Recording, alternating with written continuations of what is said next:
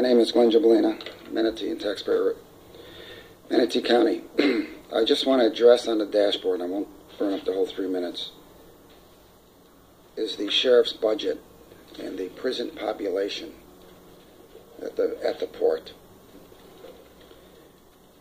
1833, there was a federal law that was passed that abolished Debtors Prison.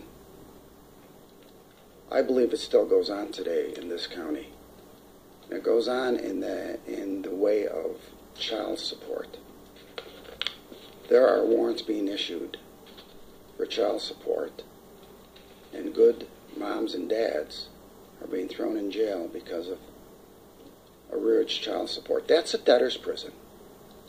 There was an incident last week, national news coverage, which child support. That's a debtor's prison.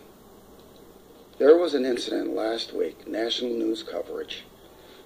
Walter Scott, South Carolina, got stopped for a taillight. There was an open warrant for him for child support.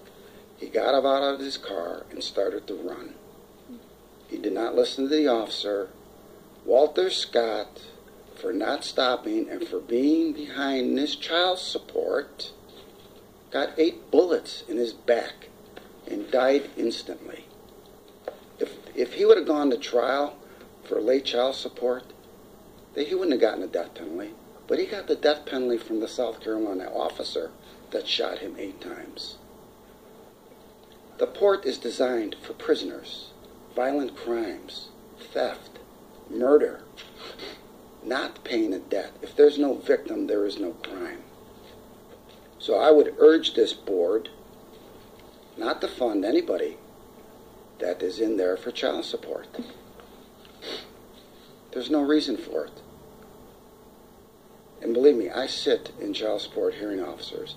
I was in Judge Steffen's yesterday in Sarasota family court, a couple hours in there. So I visit drug court, I visit family court, I go to child support hearings. So I've got a handle on what goes on in there.